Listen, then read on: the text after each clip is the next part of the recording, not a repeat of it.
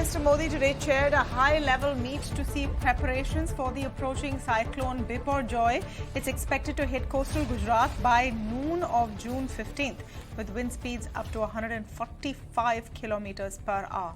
The cyclone is likely to cause heavy rainfall in the coastal districts of Gujarat, including extremely heavy falls in Kutch, Devbhumi Dwarka and Jamnagar, and heavy to very heavy rainfalls at a few places over Porbandar, Rajkot, Morbi and Junagarh districts of Gujarat on 14th and 15th of June.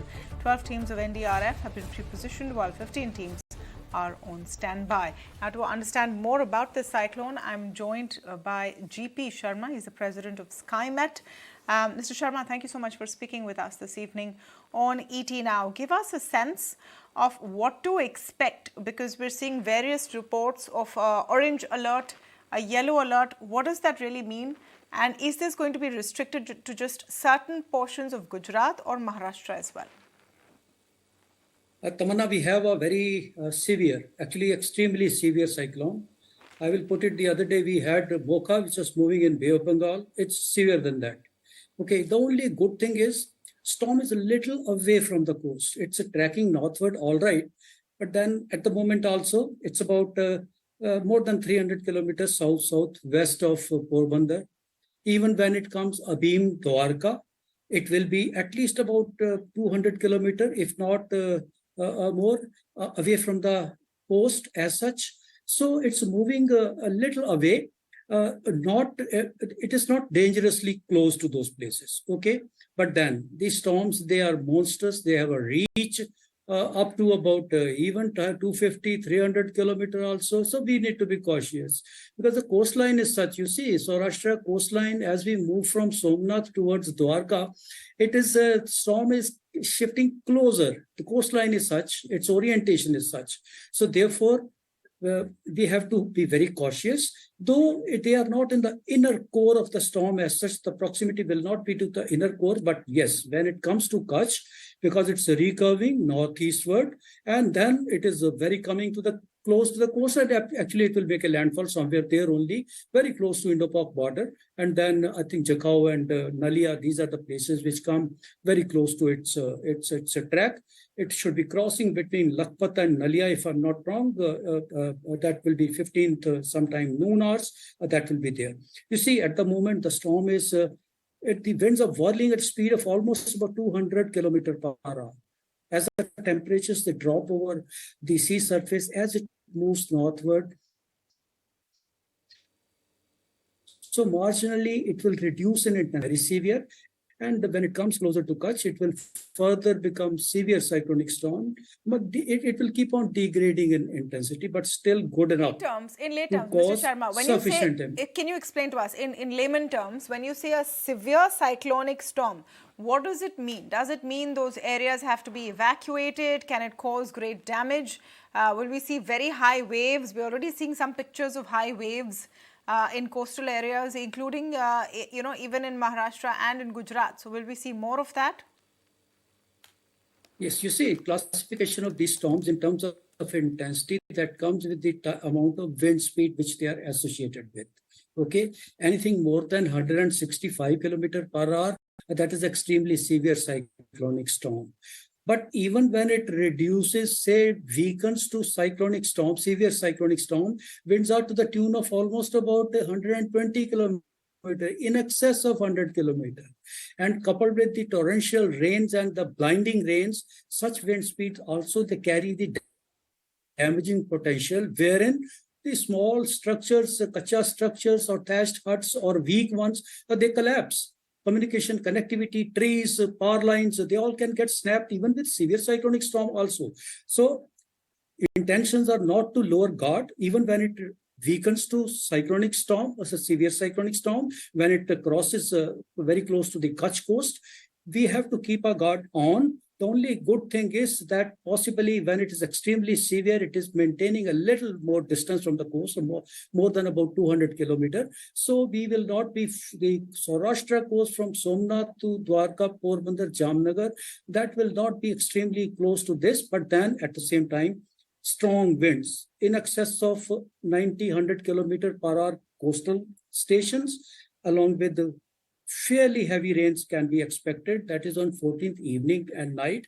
And 15th, of course, it shifts closer to the Kutch coast, wherein 15th morning it makes landfall. That landfall should be, I think, something around the noon hours. But the weather activity, extreme weather activity, anything from 15th early morning and lasting till late 15th afternoon, that has to be the period when we have to be very, very careful. And the sphere of impact is limited only to parts of coastal Gujarat, or how wide can we see and feel the impact? What's going to happen in Mumbai? No, no threat, no. Mumbai will not have anything. Actually, it is already almost crossed Abim Mumbai. Okay, with Mumbai as such in this season, we have very strong winds because of the sea breeze. This will add on to that. You can expect winds to the tune of about even 60, 70 kilometers per hour at Mumbai also. But then no rains. No rains means no heavy rains. Monsoon showers are approaching in Mumbai, possibly in a day or two, possibly maybe tomorrow itself, you will have the monsoon reaching Mumbai. But then those monsoon showers will be just about light to moderate, no heavy rains expected. Storm will not have any damage as far as Mumbai or Konkan coast is concerned. It is purely confined to Saurashtra coast from Viraval to Dwarka, and later when it crosses Abim Dwarka, it is Kutch. In Kutch also, the damage is the damaging potential that remains confined to Bhuj, Mandvi, Nalia, Jakhau, and Lakhpat. That again, once again, are the coastal station. The moment you move deep inside, that effect will not be there. It will substantially, it will reduce. The problem is now, as you said, that we are already seeing the high waves. The storm surge as such in association with these storms is very high. There is an additionally astronomical tide also. On that day, on 15th morning, 11 o'clock is the time for the astronomical tide. Means over and above the storm surge or the storm wave, you can add another 4 or 5 feet in that as the astronomical tide. So that is how there is a danger of having inundation, flooding, the low-lying areas closer to the coast. So people have been, I believe, shifted. If not, still we have some time. What is the advice for people watching this? What is the advice for people watching this who might be in areas that will be affected? Obviously, those who are really in vulnerable places would be shifted before this, but what would be your advice to anyone watching this right now? Tamanna, I have served in that area being an Air Force officer. I have served at Nalia and I've seen a storm there. Okay, I have served even at Jamnagar also. That is the belt which is very prone to these storms and terrible damage they cause. I still say there are more than 2 days with us. People should be shifted to safe shelters at safe places far away from the coastline. There are all the chances that we will have a disruption in the communication, connectivity, transport, etc. Whatever it is, trees will be uprooted, power lines will be snapped, inundation will be there, flooding will be there. It will become very difficult. Even for the rescue parties, after the storm is over, it becomes very difficult to carry out those operations. Therefore, still we have some time with us to take all precautions, all measures to shift the people and save lives at least. Assets you can't do, fixed assets you cannot do much.